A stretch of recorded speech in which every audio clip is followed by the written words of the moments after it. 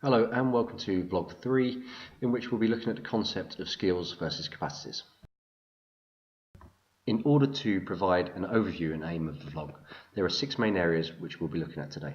Firstly, the vlog will identify 2 athletes performing the same exercise skill. Subsequently, a critical review of both athletes performing the exercise skill will take place.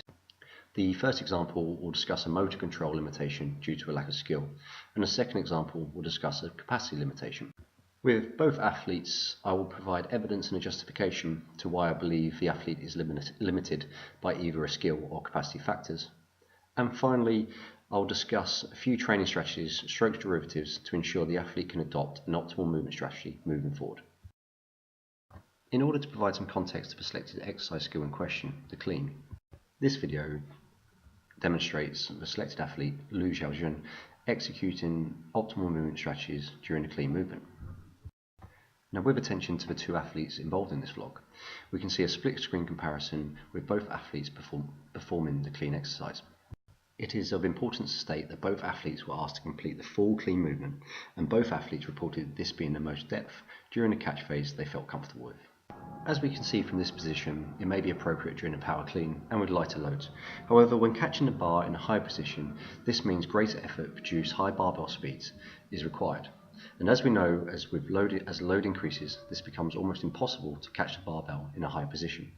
Furthermore, the overall outcome of the clean and jerk exercise as an Olympic event is to see which athlete can lift the greatest load possible. It can be suggested that in both videos, both athletes are performing a suboptimal movement strategy in order to get the work done. As we focus upon athlete A executing the full clean, it is difficult to establish whether this relates to a skill or capacity limitation. Nonetheless, the athlete in question is an experienced lifter and most accustomed to the power derivatives of the movement. As we can see from the next video, the athlete is comfortable performing a full depth front squat with the same load, thus demonstrating his competence from both a mobility and strength perspective to attain this position and execute the movement appropriately, and therefore suggesting the limitation being due to an unfamiliarity to the movement skill in question rather than that of a capacity restraint. When the load is reduced, as demonstrated within this video, the first derivative I would seek to implement with this athlete would be a hang pull clean, with the athlete focusing upon transferring body weight downwards and beneath the bar whilst rotating the elbow and wrist around the bar. The second derivative works upon the athlete pulling from blocks to once again teach the athlete how and what it feels like to transfer body weight under the bar.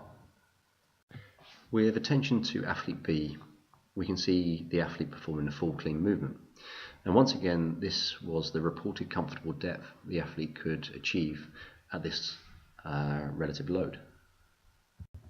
When we watch the athlete perform a front squat movement with the coaching cues of maximal depth, which means thighs are parallel relative to ground and the weight through rear part of foot, the athlete achieves a knee angle of 90 degrees and therefore suggesting an inability to break parallel.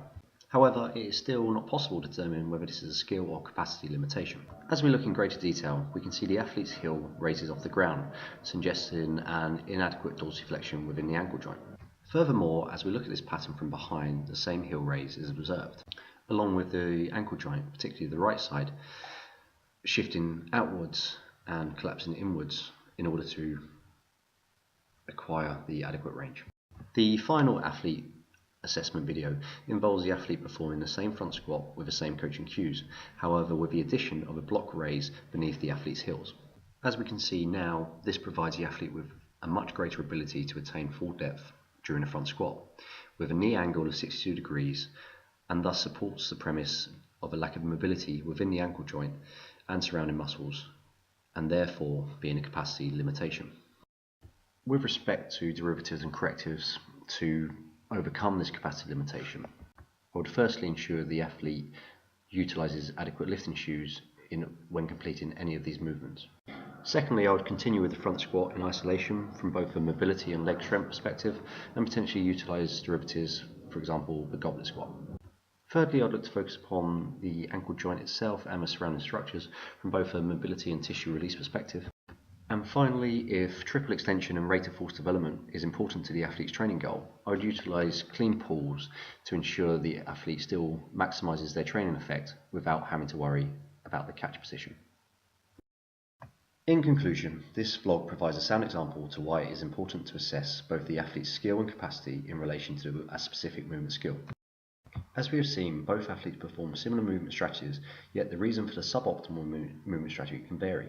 And therefore, if we wish to correct this and in turn adopt optimal movement strategies, we must identify the limitation first.